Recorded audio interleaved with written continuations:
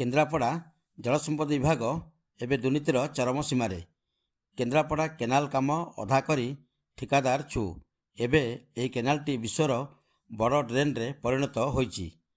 ଏହି କାମ କେତେ କୋଟି ଟଙ୍କାର ତାହା ସମସ୍ତେ ଜାଣନ୍ତି ଏବଂ ଜିଲ୍ଲାପାଳ, ମନ୍ତ୍ରୀ, ବିଧାୟକ ମଧ୍ୟ ଜାଣିଛନ୍ତି।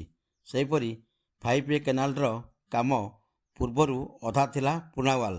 ଏବେ ଶୁଣାଯାଉଛି କୋଟି କୋଟି ଟଙ୍କାର ନୂଆ କାମ ହୋଇଛି ବୋଲି ଦର୍ଶାଇ ମୋଟା ଅଙ୍କର ଚଳୁ ହୋଇଥିବା ନେଇ ସାଧାରଣରେ ଆଲୋଚନା ହେଉଛି। ଛଘରିଆ ରାସ୍ତା ମଧ୍ୟ କୁହନ୍ତୁ ସେହି ଅବସ୍ଥା ମହାଘୋଟାଲାରେ ପରିଣତ। ତେବେ ମାର୍ଶାଘାଇ କେନାଲ ଲକ୍ ଠାରୁ ଜମ୍ବୁ ଲକ୍ ପର୍ଯ୍ୟନ୍ତ ସଫେଇ ହୋଇନାହିଁ। ବର୍ଷକୁ କୋଟି କୋଟି ଚଳୁ ହୋଇ ଚାଲିଛି ବୋଲି ସାଧାରଣରେ ଆଲୋଚନା ହେଉଛି।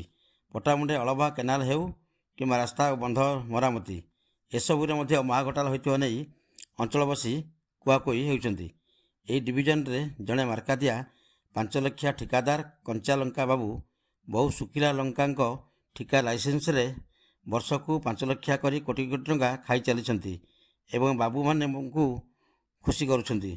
ଏହି ଭଦ୍ର ବ୍ୟକ୍ତି ଜଣକ ସବୁ କାମରେ ନିୟୋଜିତ କରିଥାନ୍ତି।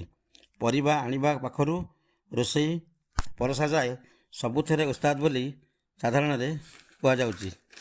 ସେହିପରି 10 ମୌଜିର ଏକ ପଥର କାମ ନ ହୋଇ ସିଧାସଳଖ ଚଳୁ ହୋଇଥିବା ନେଇ ସାଧାରଣରେ କୁହାଯାଉଛି।